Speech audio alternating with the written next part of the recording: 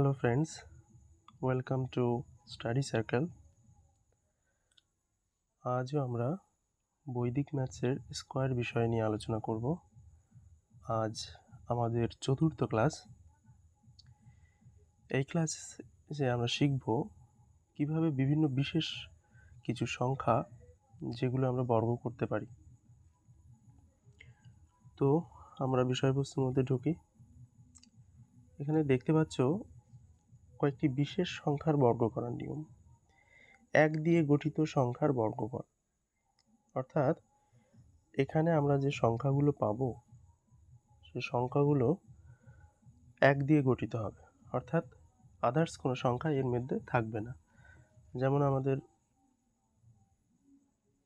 1 হতে পারে, 1 নিজে হতে পারে, আমাদের 11 হতে পারে, 11 এর বর্গ হতে পারে, আমাদের 111 এর বর্গ হতে পারে, 4টে 1 তার বর্গ হতে পারে। এইটাকে আমরা কিভাবে খুব সহজে করতে পারি, ওকে? তো সেটাই আমরা এখান থেকে শিখব। তাহলে এখানে দেখো বলছে নিয়মটাতে, যতগুলো 1 পাশাপাশি নিয়ে বর্গ করা হবে বর্গফলে 1 থেকে শুরু করে পরপর সেই সংখ্যা পর্যন্ত। মানে যেমন ধরো এখানে দুটো 1 আছে, তাহলে বলছে 1 থেকে শুরু করব আমরা লেখাটা।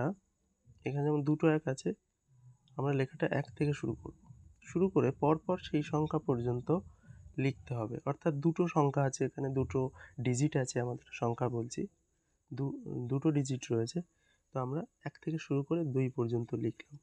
তারপর কি বলছে, এবং তারপর সেই সংখ্যার পর থেকে অধক্রম, মানে 2 এর পর থেকে অধক্রম। 2 এর অধক্রম মানে 2 এর পরে, মানে 2 এর নিচে কে আছে? 1।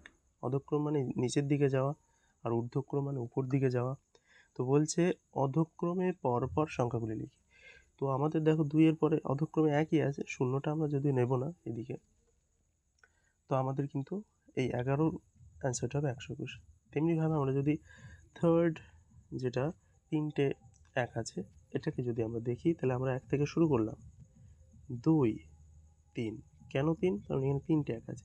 এবার 3 এর থেকে অধক্রম, 3 এর অধক্রম মানে 2 1, ব্যাস এভাবে। এখানে যেমন 4টে 1 আছে, তাহলে আমরা কি করব? 1 2 3 4, 4-এর অধক্রমকে 3 2 1। তো আমরা এটা একটু ছোট সংখ্যা আছে, এটাকে একটু রাফে গুণ করে দেখব যে আমাদের সূত্র সঙ্গে কথার সঙ্গে মিলছে কিনা। তো আমরা নেক্সট একটা পেজ নেব, এখানে আমরা 3টে 1 একবার গুণ করি। 1 1 1 গুণ 1 1 1। তো দেখো 1 1 1 ক্রস 1 1 1 ক্রস ক্রস 1 1।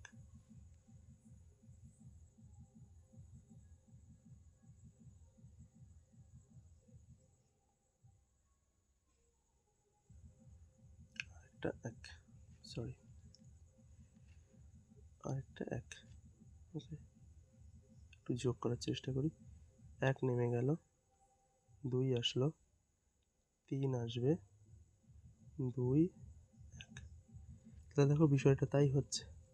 তো ওখানেও আমরা যেটা কিন্তু পেলাম, ওখানে 1 2 3 2 1, এখানে আমরা কিন্তু গুণ করেও পেলাম 1 2 3 2 1। তো এইভাবে যদি আমরা 4টে 1 দিয়ে করি, সেক্ষেত্রেও আমরা কিন্তু এটা পাবো, ওকে। সো আজ এ পর্যন্তই। সবাইকে ভিডিওটা শেষ পর্যন্ত দেখার জন্য অনেক ধন্যবাদ। নেক্সট ক্লাসে আমাদের আরও কিছু বিশেষ সংখ্যা আছে যেগুলোর বর্গ করা আমরা শিখব। অবশ্যই তোমরা নেক্সট ক্লাসের জন্য অপেক্ষা করবে। টাটা।